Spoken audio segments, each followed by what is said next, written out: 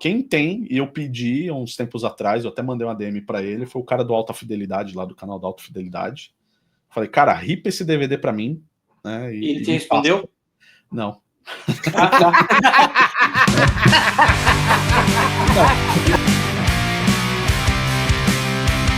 Você está ouvindo Redação Desconecta.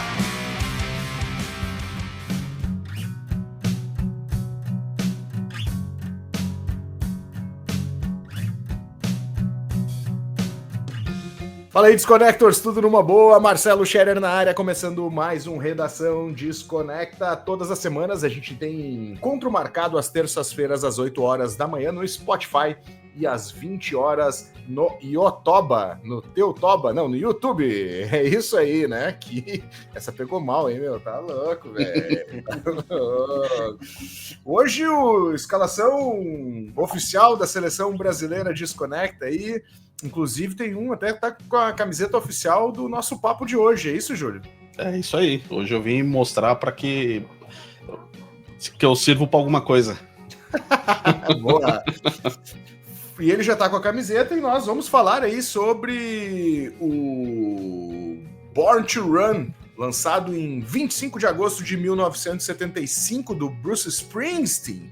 Os grandes nomes aí do Heartland Rock, que os caras gostam de falar, ou do rock mais de arena, podemos dizer assim, fora alguns álbuns, né, que são mais cabeçudos, né, mais introspectivos. Mas esse é a grande aposta do Bruce Springsteen para tentar entrar no mainstream, né, após os dois primeiros sem muito sucesso, podemos dizer assim, né? Sucessos comerciais na época, né? Hoje são dois clássicos, dois descaralhaços, né? O tempo fez com que eles... É igual vinho, melhora sempre. É isso aí, obrigado. Eu tô tentando procurar aqui e já me perdi. Mas é isso então, né, cara? Eu, particularmente, eu não sou um grande conhecedor a fundo aí do Bruce Springsteen, gosto muito do trabalho dele. Talvez o álbum que eu mais conheça aí, além do Born in USA, é o Nebraska, aquele, né, que é mais introspectivo, violõezinhos, eu acho muito legal. Inclusive, reza uma lenda que aquele álbum tem uma versão com banda, né? Tem essa Sim. lenda aí que tá todo mundo esperando o Bruce Springsteen bater as botas para que ele seja lançado, né? É o meio avessas, é isso? O pessoal da Street Band fala, né, que tem a versão elétrica dele, né, que nunca viu a luz do dia aí, mas também ninguém sabe se é só uma falácia dos caras ou não, né? Uma lenda. Lenda urbana, mas pode ser que saia nesses tracks aí agora, né? Lost Tracks, não sei o quê. Então, mas pode ser que saia junto com o filme do Bruce Springsteen, né? Que vai sair agora em outubro, né? Então, que é sobre a história do Nebraska. É isso que eu ia falar, né? Sobre Nebraska, esse pedaço aí da história da carreira dele, né? Esse recorte. E aí, Brody, o que tu tem a me dizer sobre Born to Run, já que tu veio todo engraçadinho aí? Beleza, pessoal? Valeu, até a próxima semana. Não, cara, Bruce Springsteen também é um cara que eu não conheço muito, assim. Não sou grande conhecedor da discografia dele, né? Não conheço muito da história, eu entendo, assim, sei toda a importância que ele tem, né, cara? Tanto que eu fiz numa resenha que eu fiz do Pulp aí, eu citei ele no comecinho da resenha aí. E é um cara que ele consegue cantar e encantar você, assim, né? Ele consegue transmitir aquilo que ele quer. Ele tem um jeito todo peculiar de cantar, um jeito todo peculiar de tocar, enfim. Mas apesar de tudo isso, eu não sou assim, por exemplo, igual eu conheço a carreira, sei lá, cara, do Iron Maiden, por exemplo, que desde sempre eu ouvi, entendeu? Então assim como Neil Young, Bob Dylan, entre outros, eu comecei tardiamente aí. E assim, cara, acho que muito por conta de estar hoje na Desconecta também, e também aí no Redação, a gente acaba... acho que é a segunda vez já que a gente fala do Bruce, ou é a primeira vez que a gente vai falar de um álbum, mas a gente já deu outras pinceladas nele aí, sabe? Mas assim, é um disco que, com certeza, esse Born to Run aí é um disco que era a aposta dele, como você falou. Ou vai ou racha. E pelo jeito foi, né? Antes de passar a bola pro Júlio Mauro, cara, a gente não pode esquecer do patrocínio por aqui, né, cara? Da Vlut, seu clube de disco de vinil, né?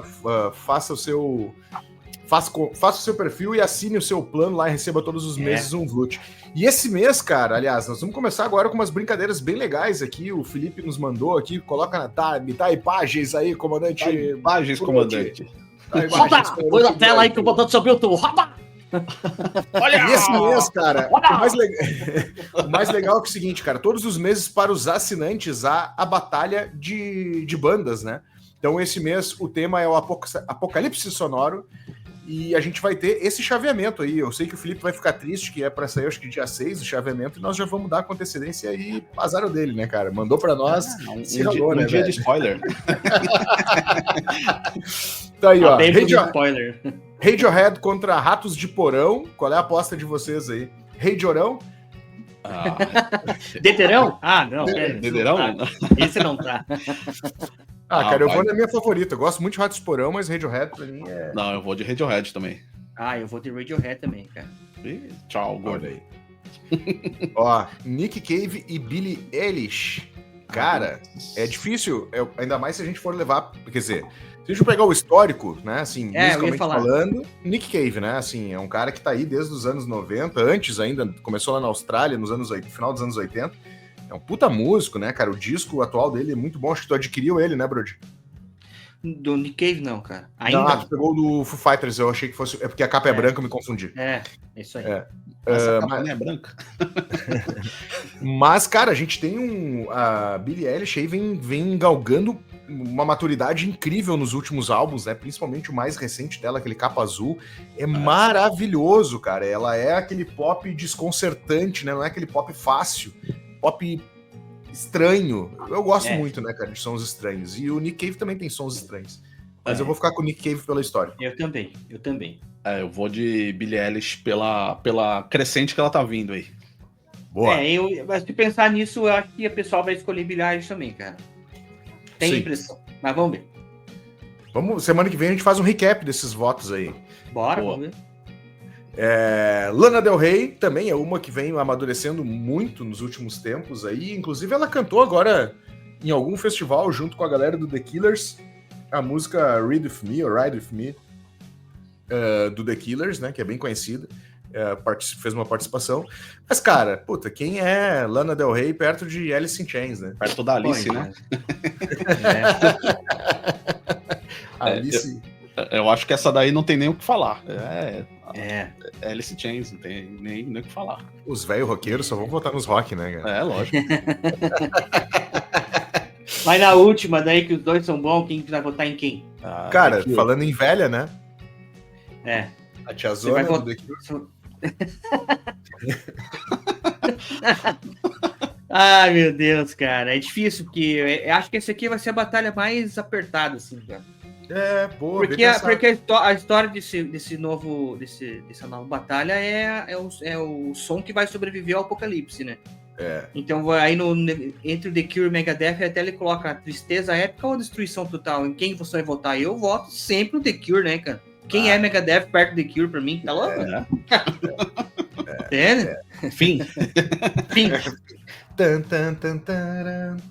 Tá, é isso então, essa foi a nossa votação, então se liguem aí, se você é assinante, né, no final, depois da votação, o assinante recebe aí, né, tem a oportunidade de receber um dos discos, olha aí que legal, cara, olha o Brody inovando, ó, ninja aqui, não tô me sentindo papito, tá ligado? Come on, kids! Hey, Champs! Agora mudou, né? Ô, cara, então é o seguinte, cara, depois aí vai ter um sorteio entre os assinantes aí de um álbum destes artistas. Eu acho bem legal essas competições, assim, porque dá pro cara dar uma viajada legal, né? Que nem, por exemplo, o Júlio já viajou que a Billie Eilish é mais foda que Nick Cave, né, cara? Tudo bem, né, velho? Fazer o quê, né? Fazer o quê? Mas é isso, então. Voltando, então, Júlio. Voltando ao podcast. Chega de palhaçada. Vocês só querem saber de dar risada, né, meu? Trabalhar que é bom, nem pensar, né, meu? Não. De vez em quando rir é bom. Quantos anos, então? 75, 85? 50. 50. Puta que pariu, velho. Já tá fazendo 50, meu. 50 aninhos já. Caraca. Aqui, ó. Nosso disquinho de hoje. Aqui, ó. Que Born to Run, nascido para correr. nascido pra correr. Cara, vocês já fizeram meio que a introdução dele aí, mas só prolongando, né, a introdução, né? Vocês falaram perfeito aí, era a última aposta do Bruce e até mesmo da gravadora, né, pra ele Columbia, estourar né? de vez, né? Porque ele vinha de 2 discos, né, como vocês falaram, que é o Greets from Abbots Park, em New Jersey, e o outro, eu nunca lembro o nome do outro. Cadê? Tem aí, né, Brody? Cadê? The Wild, The Innocent and the E Street Shuffle. Isso. Esse Que são 2 discos incríveis, né? O primeiro disco, se você tá acostumado com o Bruce Springsteen de hoje em dia, ele é meio diferente dos outros. Eu gosto bastante do primeiro. É bom, Nossa, é shortinho. bom pra caramba.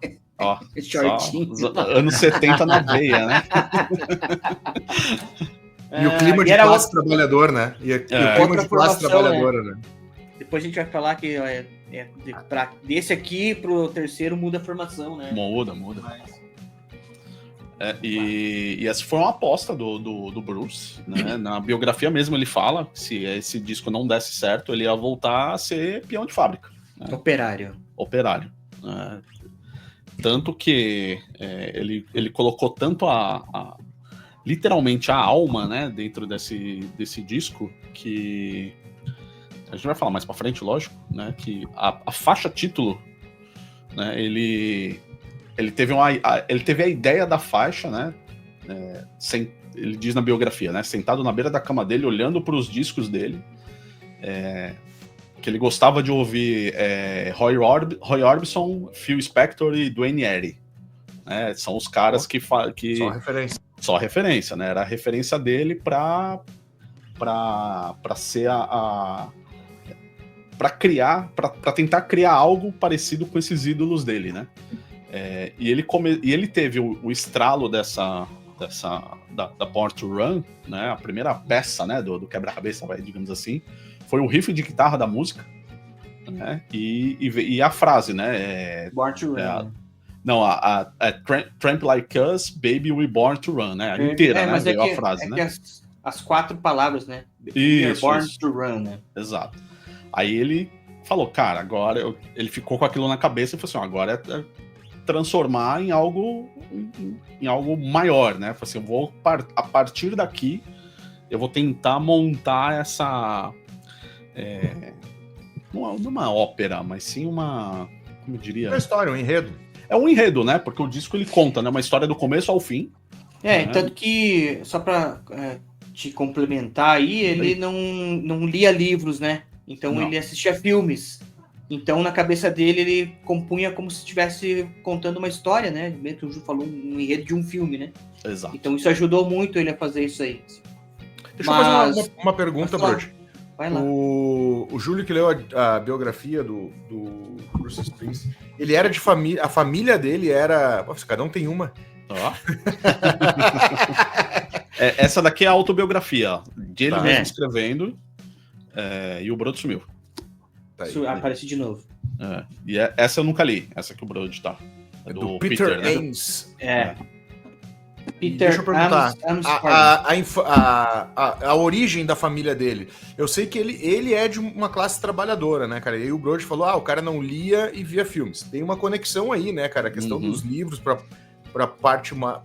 as pessoas mais humildes é difícil, né, alcançar, manter o hábito, coisas que, né, para quem tem aí a oportunidade de ser uma classe mais abastada, né, já fica mais fácil de evoluir, né?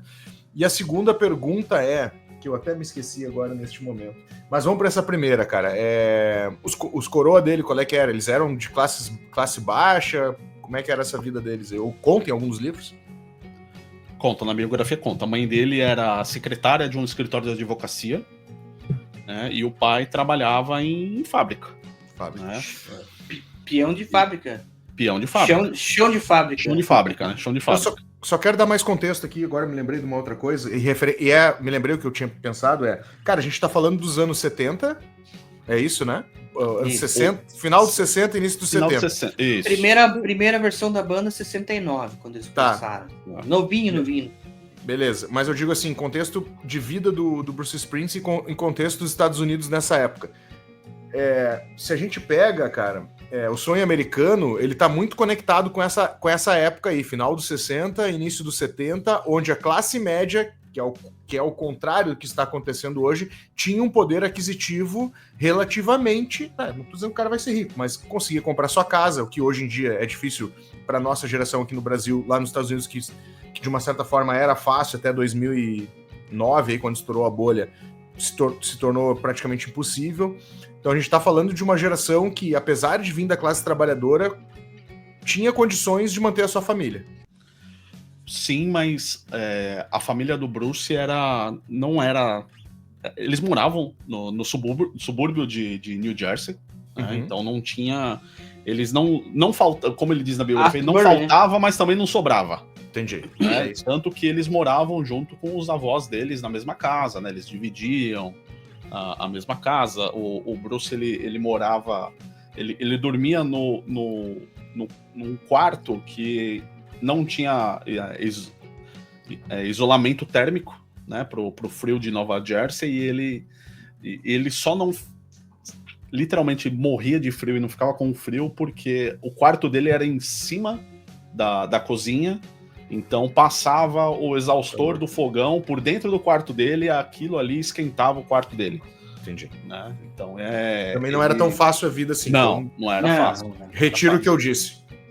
Não é. Sobre o sonho americano. Ele não era, porque ele é filho de imigrantes italiano e irlandês. Né? Então, eles começaram de...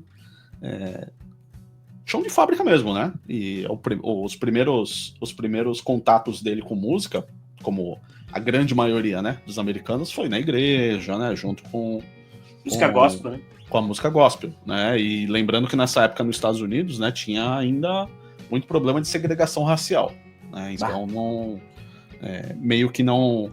né?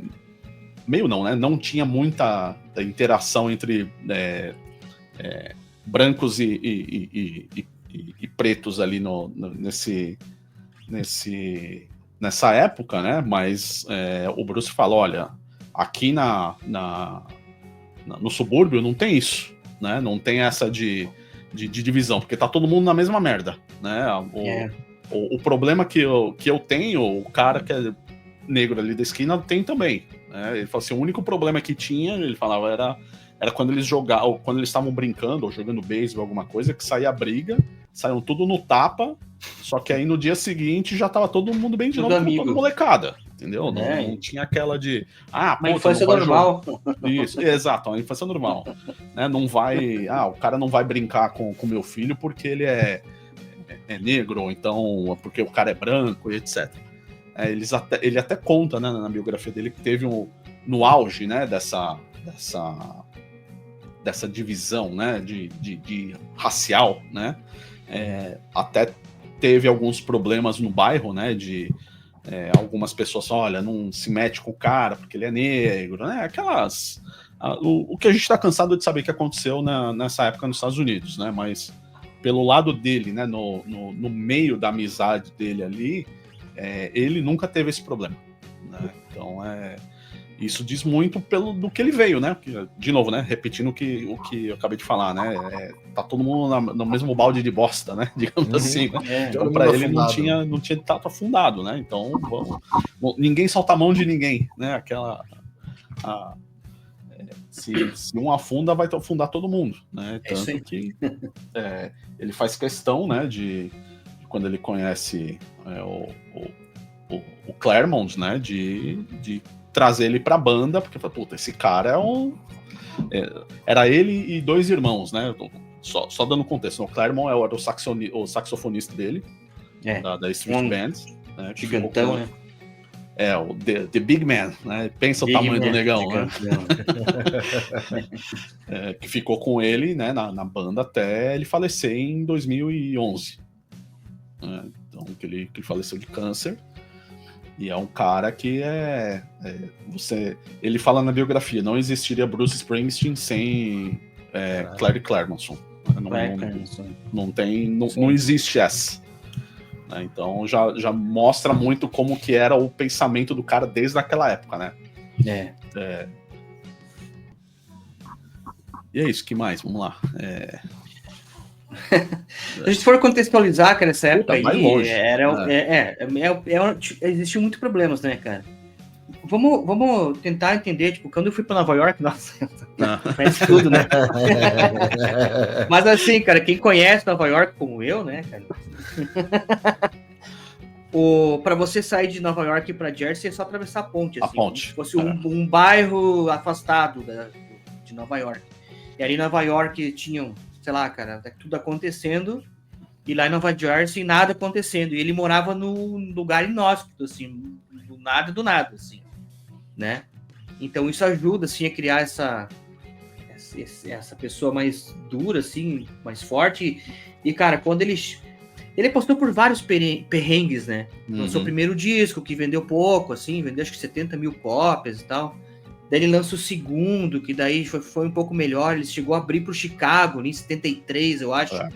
E, cara, quando ele começou, o que ele ganhava de dinheiro, assim, que acho que era $1.000 por semana, sei lá quanto que era o valor, enfim, $750, sei lá. Ele não comia, cara, ele ia lá e comprava tudo coisa de equipamento. Não, também, mas quando ele ia comer, ele pegava em conveniência, loja de conveniência. Salgadinho, bolachinha, bala. Gastar o menos possível, porque ele tinha aluguel. Cara, e ele sempre foi magro, tudo. Eles falavam assim, cara, você tem que comer bife, cara, você tem que comer batata frita, cara, você tem que se alimentar bem, caralho.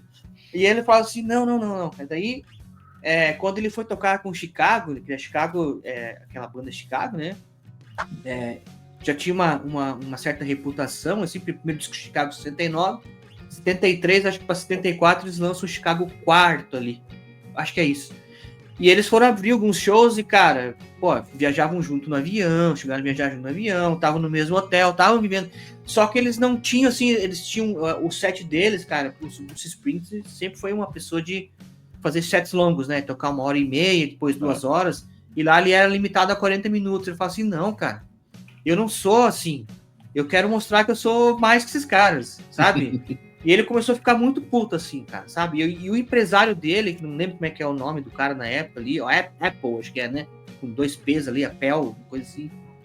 Ele se foi um cara muito importante, porque, cara, ele ligava pra todo mundo, ligava pra rádio, ligava pra dono de bar, pra boteco, pra zona, pra caralho 4, e falava, cara, tem que tu pôr os caras aí, entendeu? E aí fazia show às vezes para 10 pessoas num lugar, daí no outro lugar. E assim, quando ele viu, cara, que tipo, nesse começo, que quando foi tocar com o Chicago, que daí o Chicago era uma banda de arena, ele falou assim, cara, não, a gente para chegar lá na arena, a gente tem que começar a tocar aqui de baixo, a gente tem que começar a construir um público, entendeu? E aí isso foi assim, cada vez deixando ele mais cascudo, e a galera foi curtindo mais, né, cara? E tudo isso ajuda, cara, essas viagens que eles fazem dentro daqueles... ele gostava quando ele saía de um lugar e ia para outro, por exemplo, saía de Nova Jersey e ia para Boston, por exemplo, que daí eles tinham que viajar de ônibus, né, ou aqueles furgões lá que tem nos pedaços. Os furgões.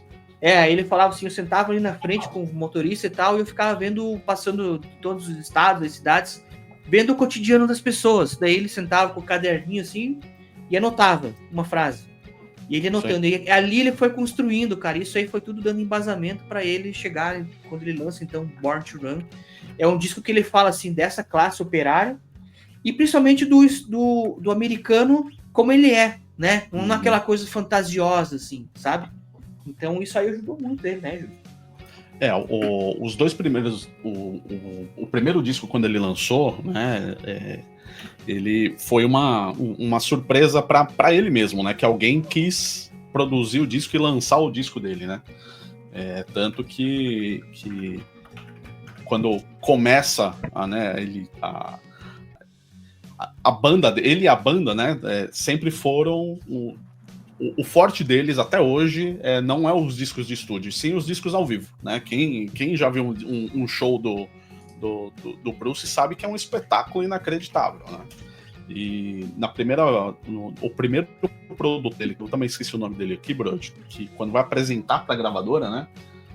Que o diretor da gravadora fala assim, cara, gostei dessa banda, né? Aí o produtor dele fala assim, que você não viu eles tocando ao vivo ainda, né?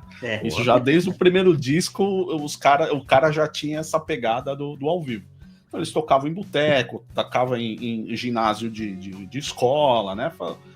Para tentar chamar o povo dele ali, né? E até que ele conseguiu uma base de fã grande, né? E quando ele vê que o primeiro e o segundo disco não tá dando certo, ele meio que ele larga a mão, né? Ele fala assim, ó, não quero mais, né? E os pais dele se mudaram para Califórnia, né? E aí ele fala assim, olha, eu vou para casa dos meus pais para ver o que dá, né? Vou tentar vender a minha música por lá, né? Aí ele foi para Califórnia, né? E a mesma coisa que ele fazia em New Jersey no começo, né? De tocar nos botecos, né? Com violão ali, com alguém, com um cantor ou outro, ele começou a fazer isso na Califórnia, né? Ele começou a galgar de baixo de novo para cima para tentar fazer o nome dele lá. Aí uma hora ele fala, puta, cara, por que eu tô tentando fazer tudo isso de novo se lá na minha terra eu já tenho tudo isso e eu posso melhorar? Né? E aí quando ele volta para Nova Jersey, né, que aí ele fala assim, olha, agora eu preciso fazer o disco da minha vida, né? E é o que acaba acontecendo, né? Continuando, né, o contexto da Born to Run, quando ele teve a letra inteira pronta, né, o álbum demorou 15 meses para ser gravado e mixado, né, do início ao fim. Só Born to Run demorou 6 meses para ficar na mixagem que ele queria. Que ele queria, porque ele falou assim, não, cara, essa é a música da minha vida, né, e eu quero que essa seja a melhor música possível, né? Cada verso, cada acorde, cada arranjo, ele fala que ele trabalhou até o limite, né? Ele queria um som que tivesse como que ele fala? A energia do Phil Spector e o peso de Elvis Presley, né? Na época, né? Então, para o cara tentar chegar no patamar dos ídolos dele ali, né? O cara foi até as últimas instâncias, né? Tanto que ele exigia tanto dos músicos, né? Que daí entra o que o Brody falou, né? Que mudou, cara, metade da banda, né? Porque ou a galera foi para outro projeto, ou não aguentava mais essa loucura, né? Que foi a gravação desse disco, né? E essa renovação, né? Trouxe por que não dizer o profissionalismo para a Street Band, né? Porque ele conseguiu encaixar ali todas as peças ali, né? Foi a banda que ele realmente achou, né? Sim.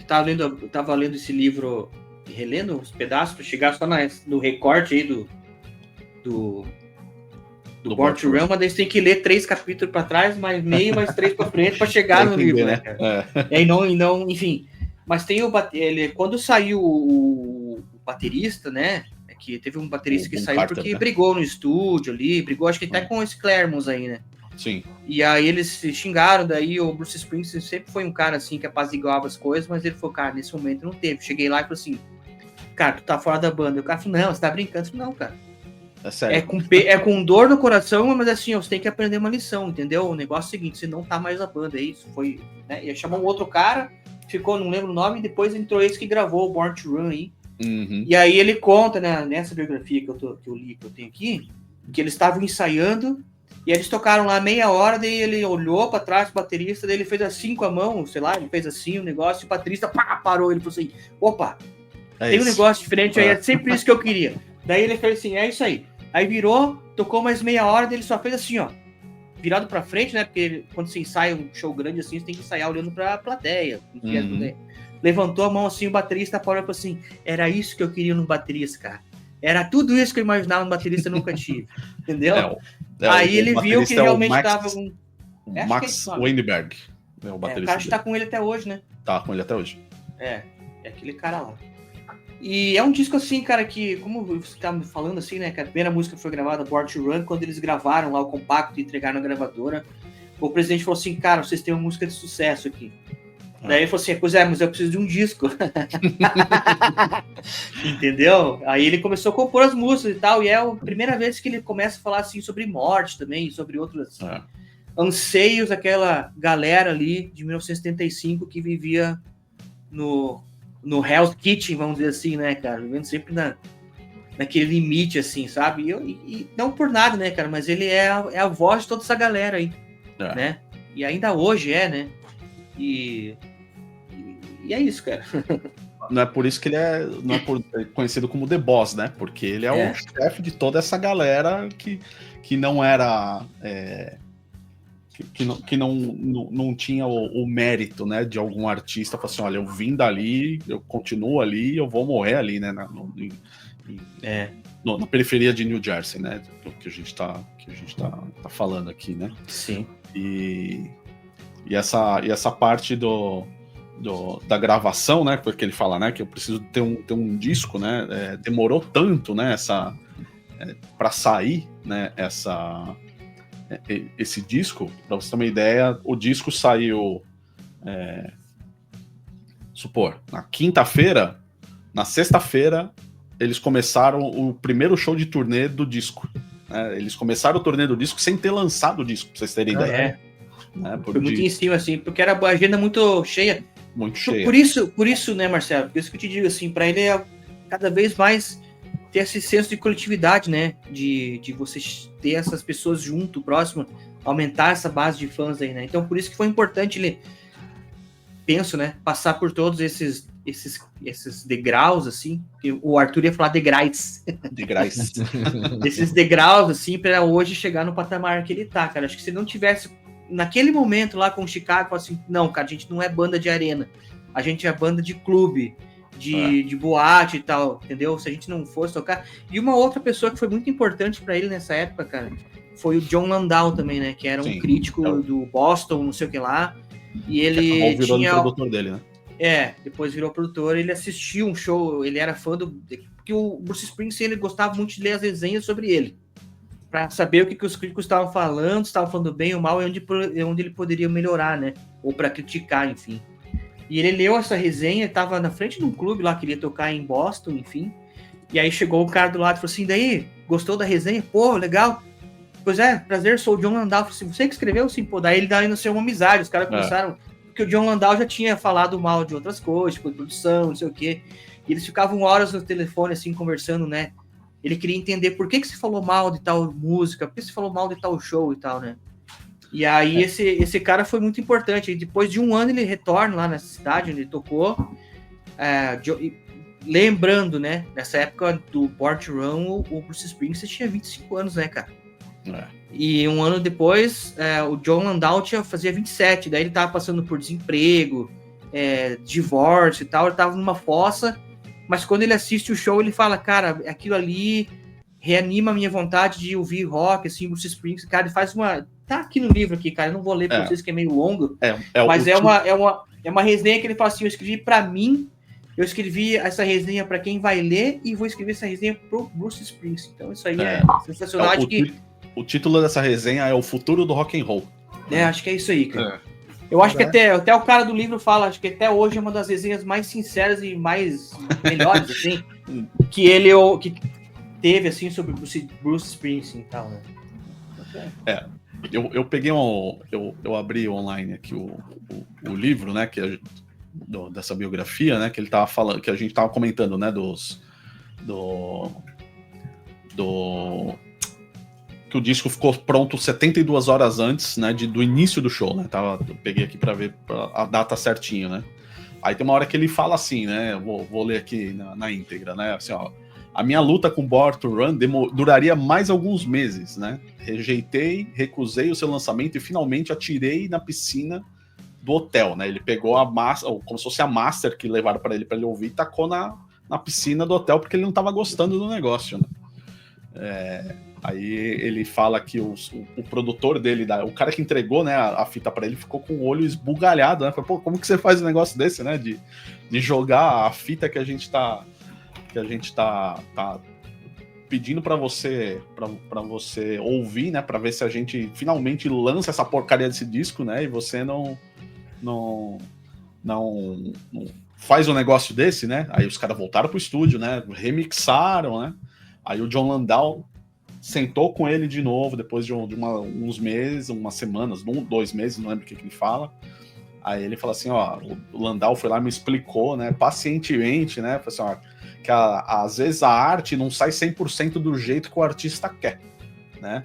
Esse disco, ele tá tão grandioso, né, que se você deixar ele mais grandioso, pode ser a fraqueza do disco e ele pode ir pro vinagre, né? Daí ele fala assim, então, depois dessas palavras do John, aí eu deixei que lançassem o disco, né? O cara manda uma... Ele teve que ser convencido, né? Até o último minuto ali. Fala assim, cara, esse negócio tá bom, não vai melhorar, né? Se você melhorar, vai piorar o negócio. Né? Foda. Cara, e é puta de um disco, né? Não é à toa que foi literalmente a virada de chave de tudo pra ele, né?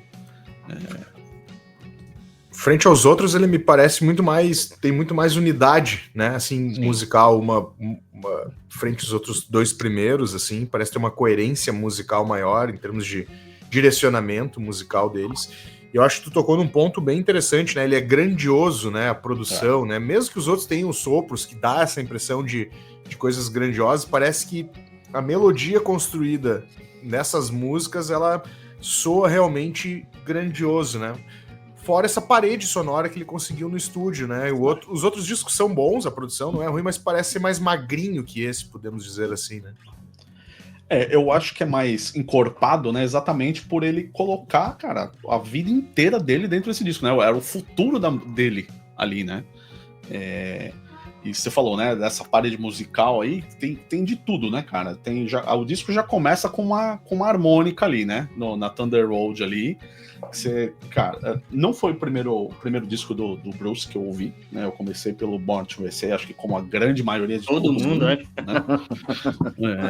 Aí eu fui ouvindo a discografia dele toda, e quando, cara, esse disco caiu na minha mão, eu nem lembro quando foi, eu falei assim, cara, que disco incrível, né, cara?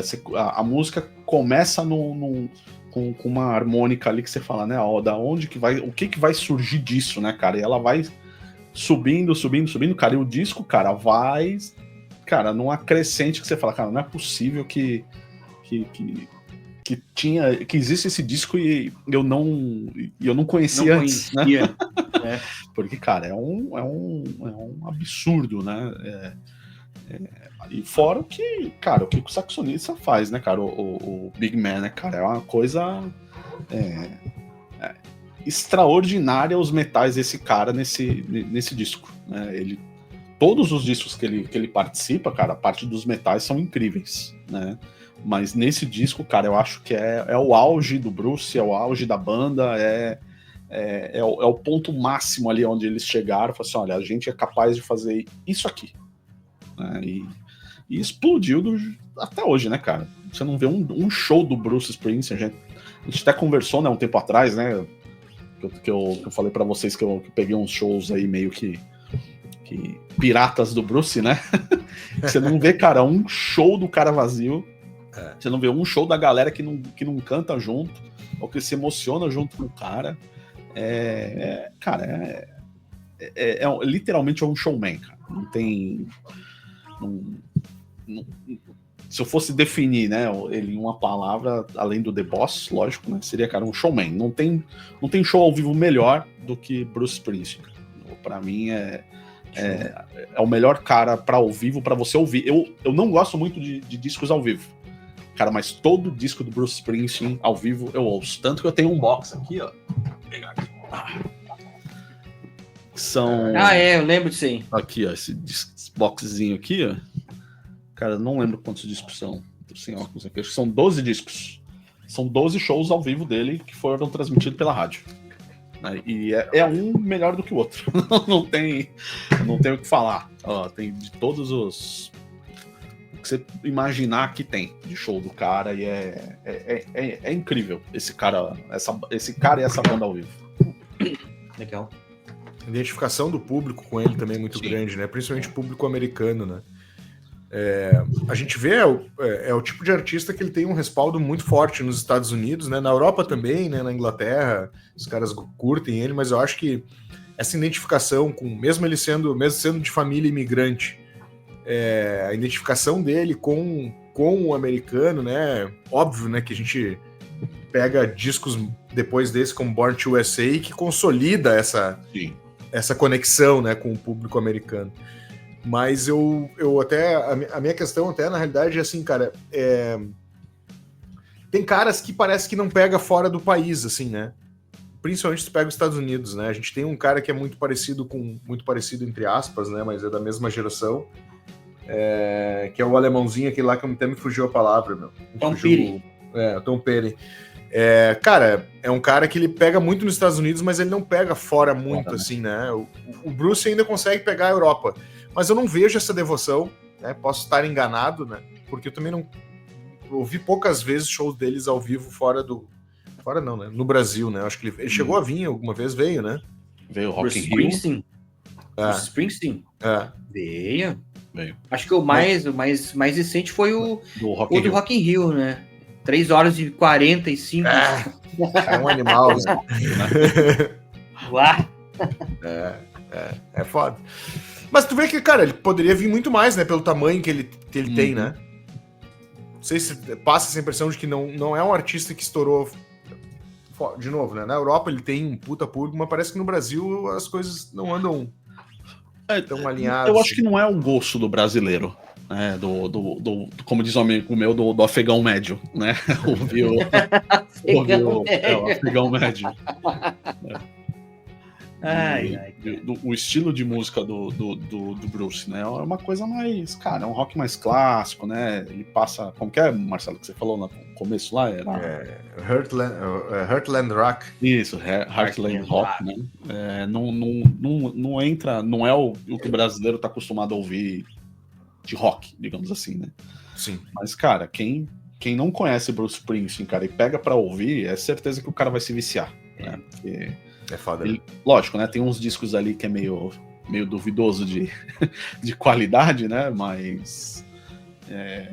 cara, Mas mesmo os duvidosos são bons, né? Mesmo os duvidosos. E assim, cara, eu acho que um artista no patamar dele, cara, Paul McCartney, essa linha, assim, Bob Dylan, um ou outro disco sempre vai ser o que ele quer gravar e não vai agradar.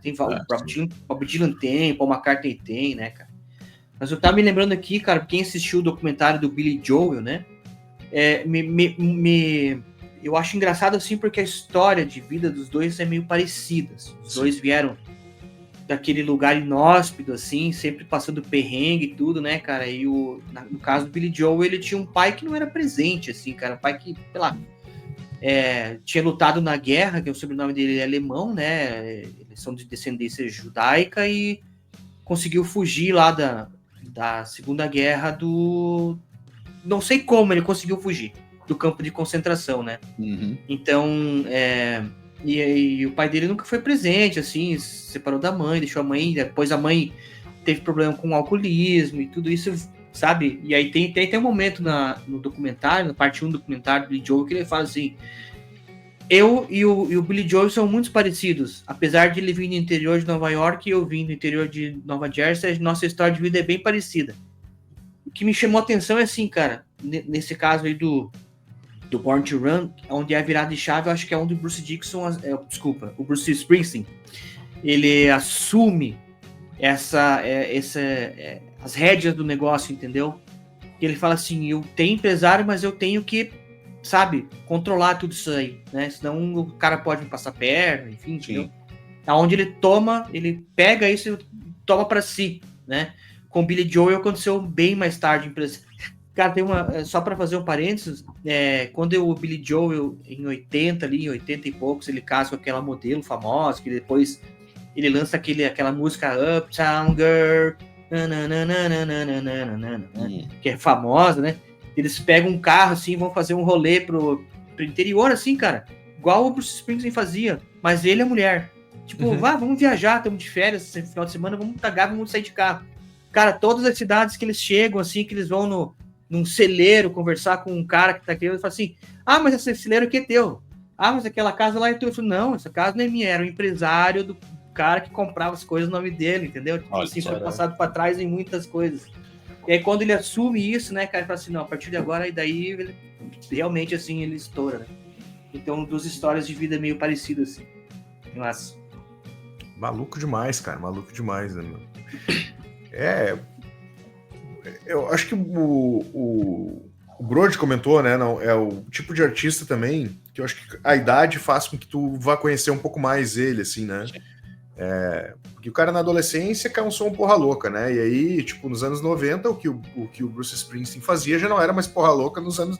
Já nos anos 60 já era porra louquice deles, né, cara? Mas nos 90, que é a nossa geração, final de 80 e 90, já não era mais tanto, assim. E aí tem outros artistas também que são... O Brody falou muito bem, né, cara? O próprio Bob Dylan, né? O Neil Young também é um cara que, apesar de eu conhecer dos anos 90, acabei cultivando uma proximidade maior com os discos dele agora. E o Bruce Dickinson também já ia falar, que nem o Brody, né? Tava lindo, né? O Bruce Springsteen, cara! O Bruce Springsteen montou a onda de tal, cara! Tá doido. E o Bruce Springsteen também é um cara desses, né, cara? O cara vai entender o som desse cara com a idade, assim como Tom Petty é outro também que é muito isso, assim, né, cara? Eu confesso que o que me pega muito ali, fora o Born in USA, que é o mais famoso, é esse Nebraska ali, né? Que é uma outra vibe, assim, né? E para quem mora aqui na região gelada, que nem é Porto Alegre, onde, nossa, cara, chega essa época do ano, o cara só quer ouvir isso e tomar vinho, né?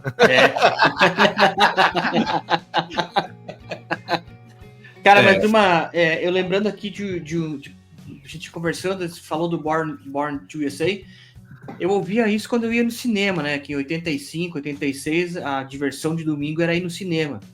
Então eu já contei essa história, que assistiu De Volta pro Futuro no cinema e tal, e lá eu tinha um DJ que tocava Born to USA, onde eu ouvi a primeira vez. Mas onde eu realmente, assim, escutei e conheci o Bruce Springsteen, cara, foi em 97, quando aquele filme Filadélfia.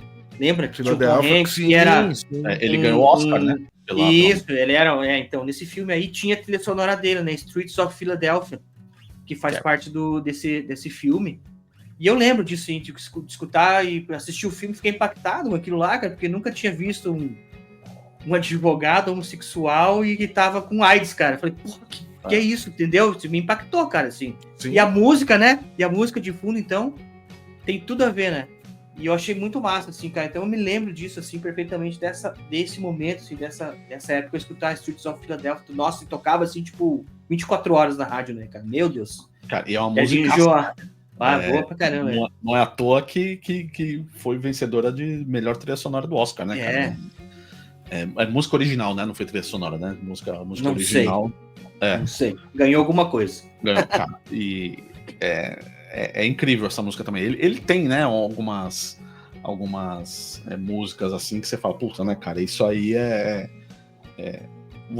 igual a gente falou semana passada do AC/DC, né? Mesmo o cara não sabendo de quem que é certeza que o cara vai conhecer, se tocar em algum lugar, vai saber de quem que é a música, né?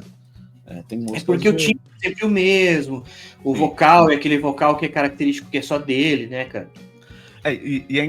Esse negócio do vocal dele é engraçado, né, cara? Tem vezes que você vê o show dele cantando assim, ele canta meio que com os dentes cerrados, assim, né? Parece a Abby, né? Parece que tá sempre trincado. Sempre trincado. Mas é o jeito de falar dessa região, né? E tem muito disso também, né? Que nem o Redneck lá, hey man, não tem porra nenhuma, né? Mas você fala assim, o do Ozzy já era outros problemas, né? Era morcego, né? Meu? Pegou a raiva muito cedo. Deixou dormente a boca, o morcego. Ô, cara, e o que a gente tem de falar do Street Band, fora essa alteração aí de batera que vocês comentaram, né, que saiu, mas tem um cara que é super importante pra ele, eu acho que ajuda muito, né, assim, não sei o quanto isso não é mútuo, né, na realidade eu acho que é o Steven Van Zandt. Steven Van Zandt, que é o guitarrista. Né, que tá desde o início com ele? Eu acho que ele entra nesse disco. Não sei se é nesse disco, na metade da tour, enfim... acompanha até agora, quase saiu da banda, né? Uma época aí. Todos eles saíram da banda, né? Uma época e voltou. E cara, a carreira solo do Van Zandt é muito boa, cara. Você já assistiu aquele documentário que tem na Netflix ou HBO, acho que é. Cara, sim, e ele é baita guitarrista, cara, nossa, assim.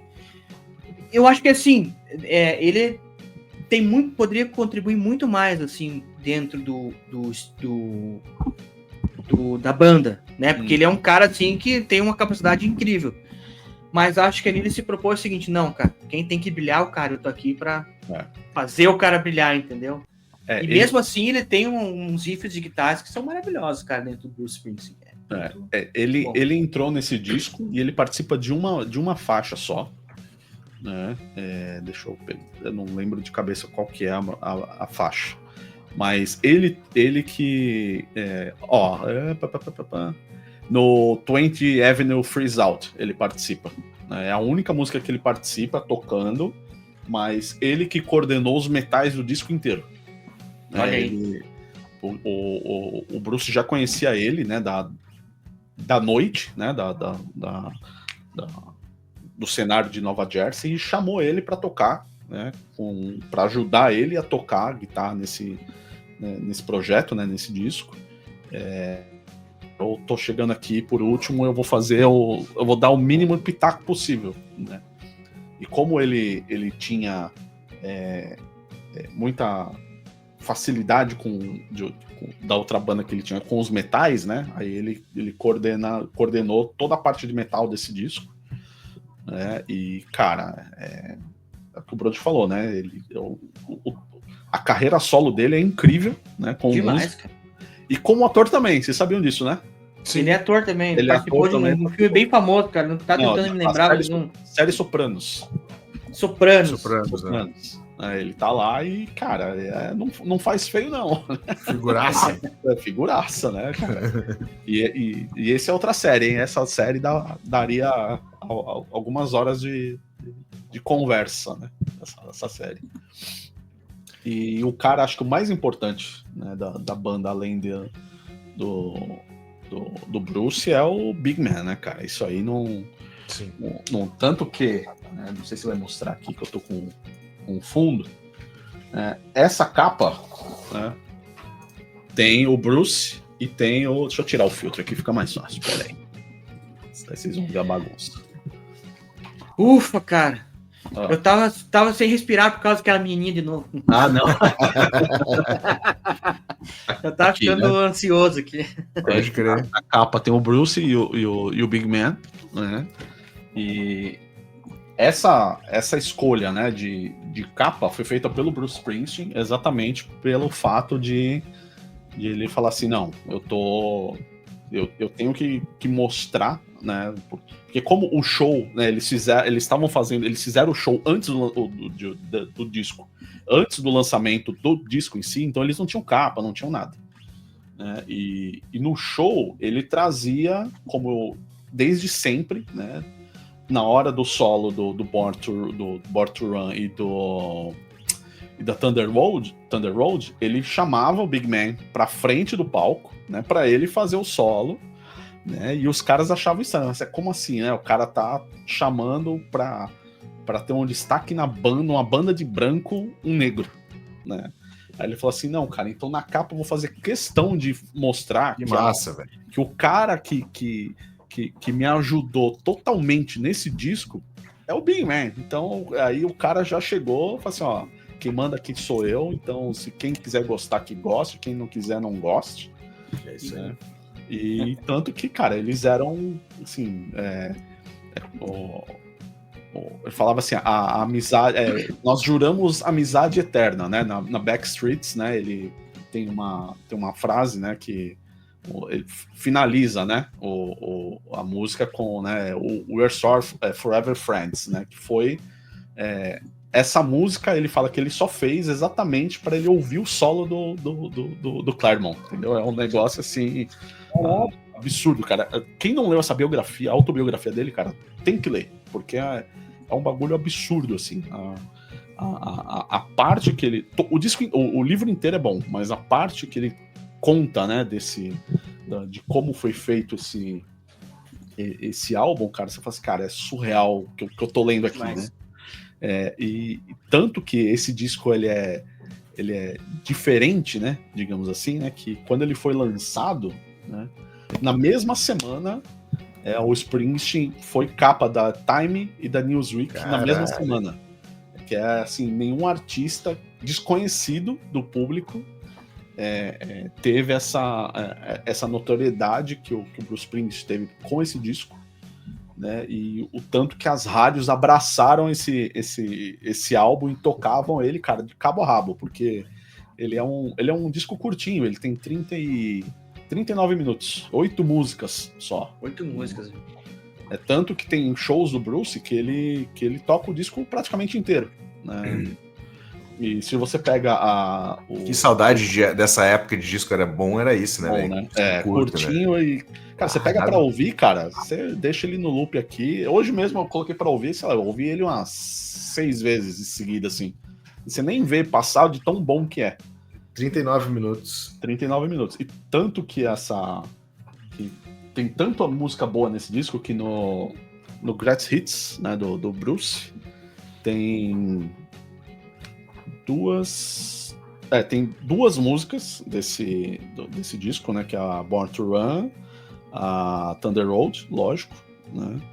E só que todas as fotos desse Greatest Hits que ele escolheu foram fotos da sessão de fotos do Born to Run.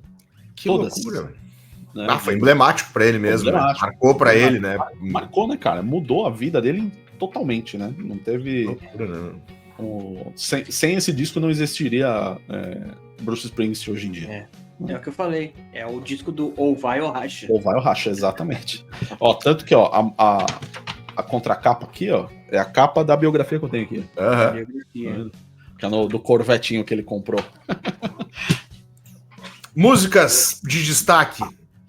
Vou dar a minha, porque a minha é simplória, que eu gosto bastante, que é a Night, música número 3. Boa. Curto pra caralho. O Big aí tava foda no sax. Nossa! É a penúltima do lado A. Isso, né? Tô vendo aqui no disco. Eu não tenho disco, a última é Backstreets. Backstreets. E o lado B começa com Born to Run, né? Então, Born to Run. Cara, fala aí, bro, de você, que eu tô... Não, fala você primeiro. Cara, eu vou escolher várias aqui. Se eu escolher uma só, vai ser difícil, cara. A Thunder Road, cara, pra mim é o melhor solo do disco do Big Man, não tem o que falar. Aí eu vou pra... Cara, o Backstreets, Born to Run e a Jungle Land, cara. Jungle Land Jungle Land é boa, né? 10 minutos quase. 10 minutos quase de música.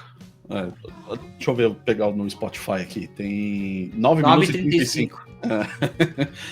E é engraçado, né? Que o disco começa com uma harmônica, né? E o disco termina num pianinho solado. Você fala assim, cara, eu comecei ali suavezinho, terminei suave, mas o cara ele conseguiu te entregar um disco que você fala, quero ouvir de novo, entendeu? E as versões ao vivo do Jungle Land, cara, é uma melhor do que a outra. É bom. É difícil você escolher uma versão ao vivo dessa música que você fala, cara, essa é a versão melhor ao vivo. E melhor do que esse disco, né, do Born to Run, é só esse disco ao vivo. Só 2 discos desse. Só 2 discos. Melhor que um disco é só 2 discos. Só 2. Eu tinha até separado aqui o disco para mandar para vocês hoje à tarde, eu acabei esquecendo o ao vivo. Aí depois eu mando para vocês ouvirem, que ele toca o disco inteiro intercalado com outras músicas dos 2 discos anteriores. É um descasso. Legal. E cara, eu gosto bastante de X do One, cara. Acho que é uma música que, tipo assim, tem todos os elementos que vão...